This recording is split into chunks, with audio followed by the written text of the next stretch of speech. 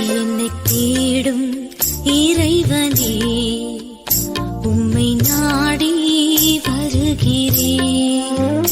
என்னை தேடும் இறைவனே, உம்மை நாடி வருகிறேன். இன்றைய தியானத்தின் தலைப்பு அதிசயமானவர். வாசிக்க வேண்டிய திருமறை பகுதி யோவான் 11ஆம் அதிகாரம் 20ஆம் வசனம் முதல் 45ஆம் வசனம் முடிய. அதிசயமானவர்.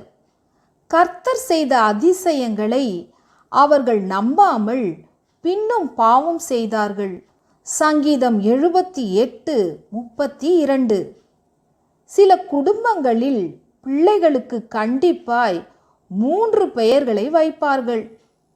ஏசாயா தீர்க்கதரிசி நமக்காக பிறந்த பாலகனுக்கு 5 பெயர்கள் கொடுத்திருக்கிறார். இவை தவிர தூதன் யோசேப்பிடம் இயேசு என்று பெயரிடும்படி கூறுகிறார். இம்மானுவேல் என்பதும் அவருக்கு அடையாளமாக கொடுக்கப்பட்ட பெயர். ஏசாயா 9ஆம் அதிகாரத்தில் கொடுக்கப்பட்ட பெயர்களில் முதலாவது பெயர் அதிசயமானவர்.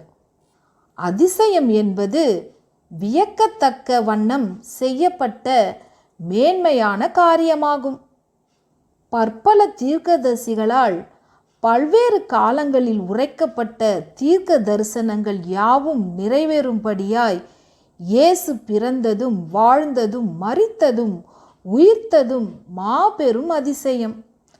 கன்னியின் கர்ப்பத்தில் உதித்தது அதிசயம். சர்வ லோகாதிபதி சத்திரத்தின் முன்னணியில் பிறந்தது அதிசயம். இன்னும் நற்செய்தி நூல்கள் கிறிஸ்து செய்த அதிசயங்கள் எத்தனையோ சொல்கின்றன. எனவே இயேசுவை அதிசயமானவர் என்று சொல்வது பொருத்தமானதே. அதிசயம் என்பது இது எப்படி என்று நாம் அறிவால் புரிந்து கொள்ள முடியாத காரியமாயிருக்கிறது. படைப்பின் மாட்சிமை, சுகமளித்த விந்தை யாவும் அறிவு கெட்டாதவை, அதாவது அறிவியல் பூர்வமாக சிந்தித்து அறிய முடியாதவை. இன்னும் சில காரியங்கள், இவர் ஏன் இப்படி செய்தார், எனக்கு ஏன் இத்தனை கஷ்டங்கள், துன்மார்க்கர் செழிப்பது ஏன், நீதிமான்கள் உபத்திரவப்படுவது ஏன் என்று காரண காரியங்களை நம்மால் புரிந்து கொள்ள முடியாது போகலாம். லாசரு சுகவீனமாயிருக்கும்போது சொல்லி அனுப்புகிறார்கள்.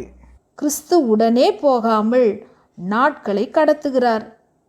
இறந்து 4 நாட்களான பின் இவர் ஆறுதல் சொல்ல போகிறாரோ என்று சீஷர்கள் நினைத்திருக்க யாரும் எதிர்பாராத விதமாய் லாசருவை உயிரோடே எழுப்புகிறார். இதனால் அநேகர் அவரிடத்தில் விசுவாசம் உள்ளவர்களானார்கள். கிறிஸ்து மக்களது விசுவாசத்தை பெருக்கிய முறை முதலில் நமக்கு புரியவில்லை. இப்படி அநேக அதிசயமான இரகசியங்கள், ஆச்சரியங்கள் அவரிடம் உண்டு. பேரதிசயம், மறுபடியும் பிறக்க வேண்டும் என்று நான் உனக்கு சொன்னதை குறித்து அதிசயப்பட வேண்டாம் என்று நிக்கோதேமுவிடம் கூறுகிறார்.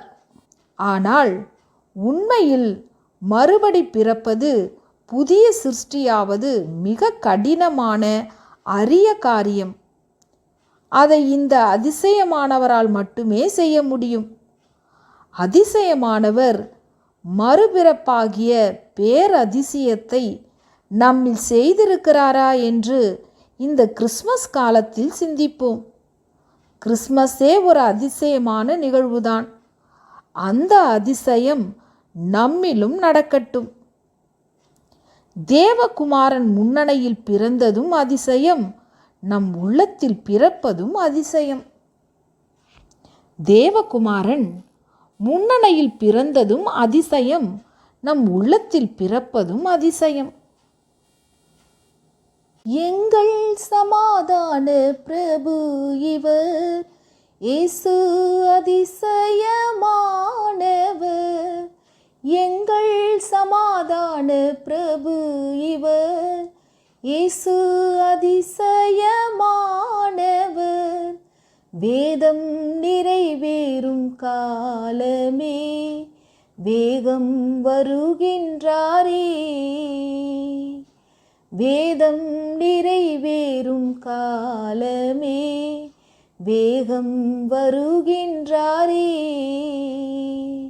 சந்தோஷ விண்ணொளியே இயேசு சாந்த சொரூபியவர். பள்ளத்தாக்கின் லீலி சாரோனின் ரோஜா பாரில் மலர்ந்துதித்தார். சந்தோஷ விண்ணொளியே. ஜபம். தேவாதி தேவனே, உம் குமாரனை எங்களுக்காக தந்தது அதிசயம், பலியாக்கியது அதிசயம், பாவம் மன்னித்தது அதிசயம். நீர் அதிசயமானவர். அல்லேலூயா. ஆமேன்.